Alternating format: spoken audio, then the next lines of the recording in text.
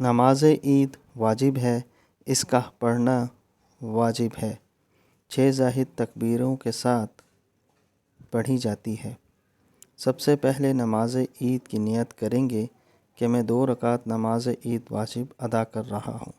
6 زائد تکبیروں کے اللہ اکبر کہنا ہے۔ امام صاحب اللہ اکبر کہیں گے، مقتدی بھی اللہ اکبر کہے گا۔ پہلی بار ہاتھ اٹھا کر اس نے باندھ لینے ہیں اور اس میں ثنا جو ہم روٹین میں پڑھتے ہیں امام صاحب بھی پڑھیں گے اور ہم بھی پڑھیں گے۔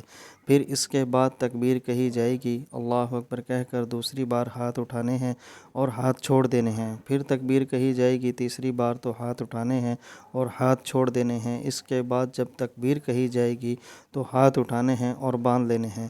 امام صاحب قرات کریں گے اور ہم پیچھے کھڑے ہیں، سنیں گے۔ قرات کرنے کے بعد روٹین کے مطابق رکعت مکمل کی جاتی ہے، رکوع کیا جاتا ہے، قوما کیا جاتا ہے، سجدہ کیا جاتا ہے۔ اس طرح اس کو مکمل کیا جائے گا تو دوسری رکعت میں امام صاحب قرات سے ابتدا کریں گے۔ جب امام صاحب کی قرات مکمل ہو جائے گی تو اس کے ساتھ سورہ فاتحہ اور کوئی 7 سورت ملائیں گے۔ تو اب انہوں نے 3 تکبیریں کہنی ہیں، ہم بھی 7 تکبیریں کہیں گے اور آواز اتنی ہو کہ کم سے کم ہمارے کانوں تک پہنچ سکے۔ دوسری رکعت میں اللہ اکبر کہنا ہے، ہاتھ اٹھانے ہیں اور چھوڑ دینے ہیں۔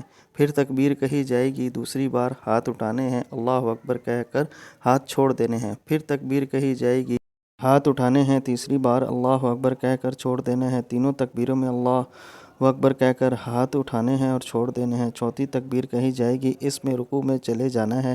پھر اس کے بعد روٹین کے مطابق رکوع کے بعد سجدہ اور اس کے بعد اتحیات شریف وغیرہ پڑھ کے آپ نے یہ اس طرح سے عید کی نماز مکمل ہو جائے گی اور یہی ایک طریقہ ہے۔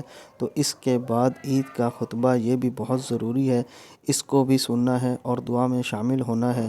اپنے لیے، اپنے گھر والوں کے لیے دعائے مغفرت کی دعا کرنی ہے جو فوت ہو گئے ہیں، ان کے لیے دعائے مغفرت کی جائے گی اور اس کے بعد گلے ملنا اور سب کو عید مبارک کہنا یہ بھی سنت ہے۔